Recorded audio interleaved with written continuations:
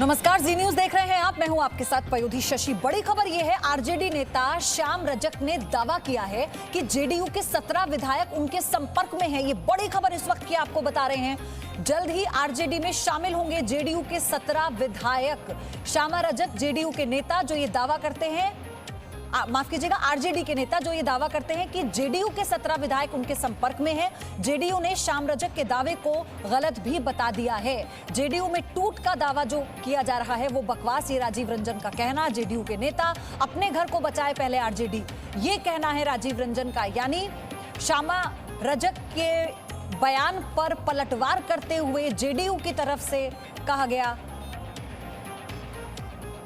कि जेडीयू में टूट का दावा बकवास है, अपने घर को बचाएं पहले, तब दूसरों पर कीचड़ उछालें। तो फिलहाल ये बहुत बड़ा स्टेटमेंट है, ये आपको हम बता दें। आरजेडी की तरफ से ये कहा गया है कि जेडीयू के 17 विधायक, आरजेडी के नेता श्याम रजक का दावा कि जेडीयू के 17 विधायक उनके संपर्क में हैं। और अब ऐसे में श्याम रजक के इस बयान के बाद से नई खलबली बिहार की राजनीति में, क्योंकि सबसे बड़ी पार्टी आरजेडी बनकर उभरी थी, आपको यह भी बता दें बिहार के नतीजों में। लेकिन एनडीए ने जो गठबंधन बनाया उसकी जीत, आरजेडी लगातार इस पर सवाल उठाती रही। और यह दावा चुनाव के नतीजों के बाद भी, सरकार नीतीश कुमार की बनने के बाद भी बिहार की राजनीति में आरजेडी के बड़े मंत्री, बड़े नेता ये दावा करते रहे कि सरकार आरजेडी की ही बनेगी आने वाले समय में। अब ऐसे में आरजेडी की तरफ से यह दावा कर देना कि जेडीयू के 17 विधायक उनके संपर्क में हैं और बहुत जल्द जेडीयू में शामिल हो जाएंगे, ये राजनीतिक गलियारों में हलचल मचाने वाली खबर है।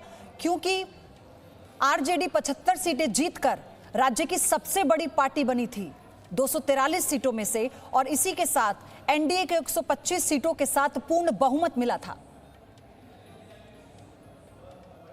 जनता दल के 17 एमएलए राष्ट्रीय जनता दल के संपर्क में हैं और वो आतुर हैं जनता दल छोड़ने के लिए। वो चाहते हैं कि तुरंत हम चले आए, लेकिन हम लोग इसलिए रोके हुए हैं कि जो दल बदल कानून है उसका भी हम उपयोग करना चाहते हैं कि अगर उसके परिधि के अंतर्गत किया जाए तो 25-26 एमएलए चाहिए, तो 17 एमएलए से तो होगा नहीं।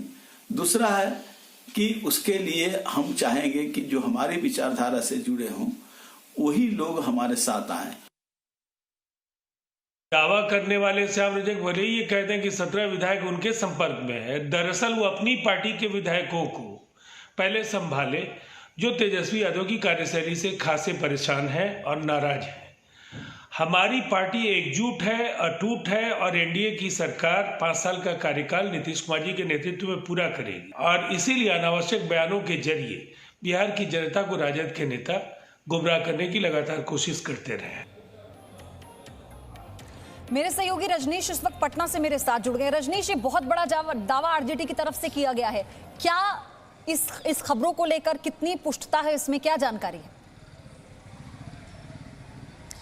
देखिए, जिस तरीके से संख्या बल के हिसाब से बिहार की जनता ने जो मैंडेट दिया है विधानसभा चुनाव में, उसमें जो विपक्ष है वो मैजिक फिगर के बहुत करीब है, जबकि मैजिक फिगर से थोड़ा ही ज़्यादा जो संख्या बल है वो सत्ता पक्ष की है।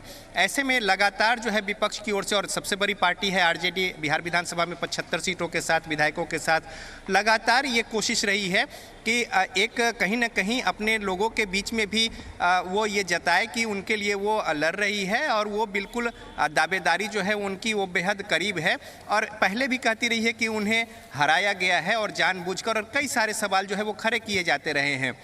इसके अलावा कोई भी ऐसा मौका जो है आरजेडी नहीं छोड़ना चाहती है जहां पे उन्हें अपनी स्थिति को मजबूत दिखानी हो। चाहे देखा होगा आपने कि जिस तरीके से विधानसभा अध्यक्ष के चुनाव का मसला हो, जो सर्वसम्मति से अभी तक होता है परंपरा के अनुसार, वहां पे न सिर्फ उम्मीदवारी दी बल्कि एक हंगामा भी खड़ा हुआ।